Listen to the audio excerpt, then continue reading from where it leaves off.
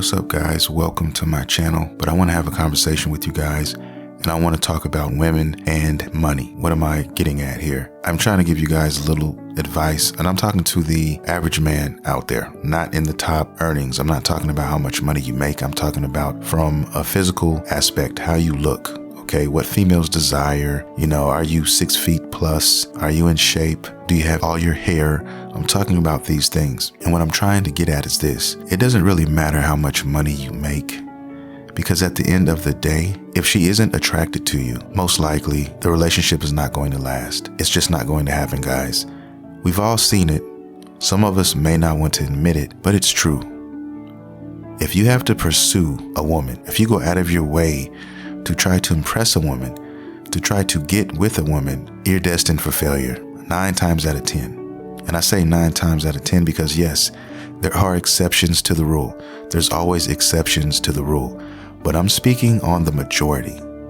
I'm speaking on 9 out of 10 situations here. I hate to be the bearer of bad news if that's what it is, but it's true. If you enter a relationship with the opposite sex, and if you like her more than she likes you, chances are the relationship is going to end eventually.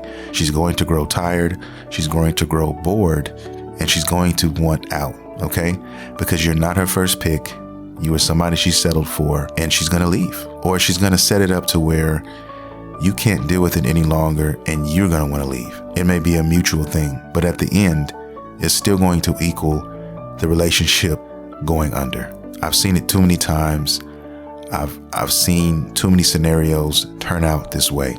I was lucky enough to be blessed with some kind of look, okay?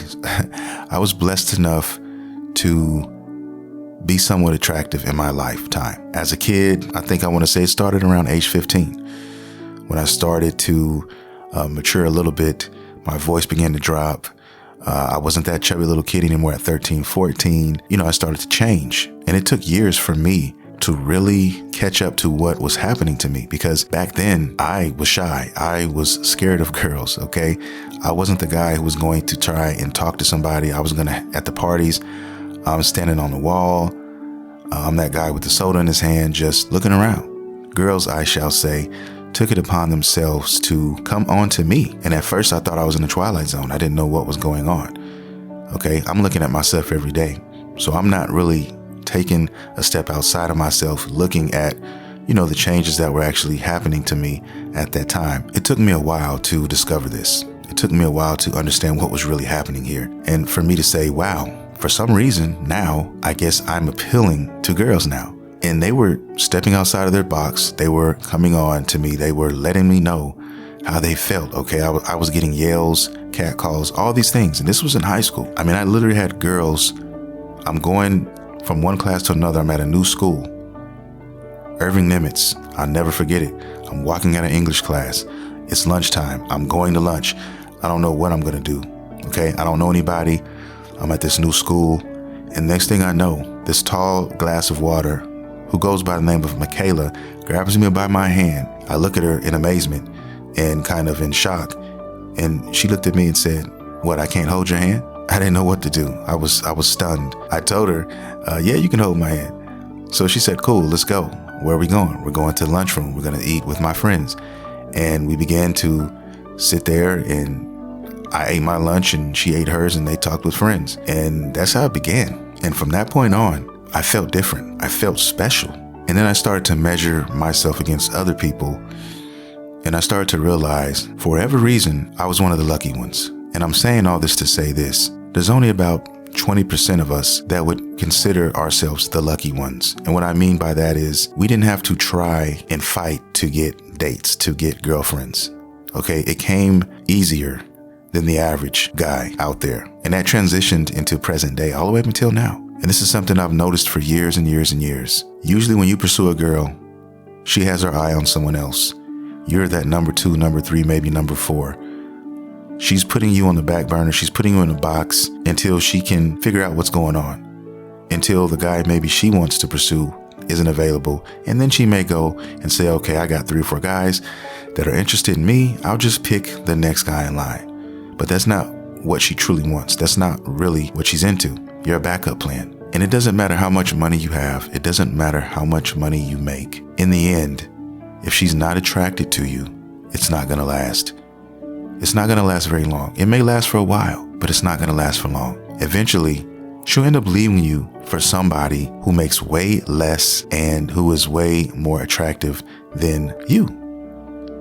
I've seen it happen a dozen times, more than that, dozens of times. They want what they want. And all these rules that they have for men, what they're looking for, what they won't deal with, these are all fucking lies. They'll deal with whatever they have to if they are into you. I've dealt with this, guys. I've seen it. I was that fucking guy. I was the guy who wasn't about shit. I was a piece of shit. I'm being completely transparent with you guys right now. And I was able to get away with so much. I was able to call all kind of crazy shots. I was driving girls' cars, dropping them off at work. I was that guy, dropping them off at work, taking their car, running around town, doing all kinds of shit in their car, and then picking them up at work afterwards, and then taking them home and then clapping their cheeks. I was that guy. All right. And the crazy thing is they had a guy who gave them the world, who, if whatever she asked for, she would receive. This is going on right now, every day, all the time. And now I'm super grown and it doesn't change. It's still the same. One thing a girl won't put up with, she'll put up with 2, 3, 4 times that with another guy if she's into that guy. So if you think you can save these women, if you think that because your pocketbook is ridiculous, that that's going to buy you this woman, it may buy her for a time, but that's it. And that's all. And the sooner you realize that, the better off in life you'll be. If you're an average looking guy and you want a wife, you want a relationship with a woman, you gotta be real with yourself. You gotta ask yourself a few questions. What are you willing to settle for? Because you're not gonna get that superstar female chick that you want. It's not gonna happen. If you're an average guy, you can get you an average girl, and that's fine. There are plenty of decent looking average girls out here. Please don't get it twisted. And then here's the last thing you need to really consider. You have to make sure that she likes you more or at least the same as you are into her. That's the only way you can guarantee a win, and that's the only way that you will get a long-term outcome in this type of relationship, if that's what you desire. If that is not the outcome, then you're on borrowed time, because eventually she's going to get bored of you. Eventually she's going to resent you, and then you won't have a girlfriend. You won't have a wife. That's how it is. I'm married now. I'm saying all that to say, I know when I chose my woman, when I chose my wife, when I chose the woman I wanted to make that move with, I had to check off some boxes, man. I had to make sure she was into me more than I was into her. And let's not beat around the bush, guys. You know if that's the case. All of these guys out here dating these women, when they're by themselves and they're alone, they know that they're into this significant other more than the other way around. They just can't bring themselves to stop it. They know the truth. They know the outcome. They know what's on the way. They're going to fight to live another day and try to hold on to this chick just another day. And it's sad, and it shouldn't happen that way, and it shouldn't be this way.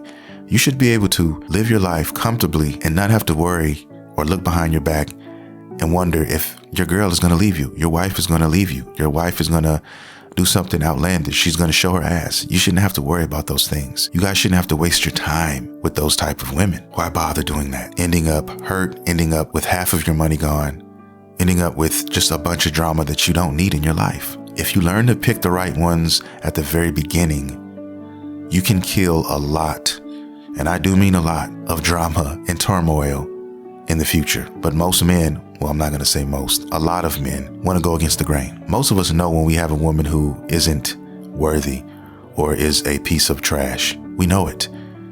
But maybe she's just beautiful. Maybe she's this, maybe she's got a fat ass, maybe whatever. And you can't get past that. Maybe her box is so good that it's very hard to turn away. And that's fine. I understand those things. I've been there. But at the same time, you have to be better. You have to be stronger than that. And you have to let it go, because that's not the right one for you. You have to have a woman who knows what you're about and who is perfectly fine with that. I'm talking about your hobbies. I'm talking about the things you like to do in your spare time. I'm talking about your daily activities, your profession, okay? How you look. That's one of the most important things. And most of us know when we find a person if that's the right person. But we tend to look past them because they're not as cute as you may want them to be. They may not be as skinny or slim as you would like them to be. Whatever the case may be, you got to get your shit together. And I'm just talking to men who want to be married. I'm talking to men who want to be in a relationship, who maybe eventually want kids. And you don't have to worry about the back talk, the lip, all the drama, worrying about infidelity, all of those things with your significant other. If you don't want those problems, listen to what I'm trying to tell you guys, man. The dating scene right now is a tragedy. It's a cesspool right now. Social media has turned this whole thing upside down. You all see it. You're not blind. That's all I'm saying. So if you really, truly want a relationship with something meaningful, take my advice. If they're not willing to deal with you and the things about yourself that you like, the things that you like to do, you need to walk away, and you need to walk away fast. Period. And for God's sake, make sure she is into you more than you are into her. That is the defining factor in all of this. And I'll leave you guys with that. If you like the content, please like and subscribe. I drop content every week, and I'll see you guys in the next video.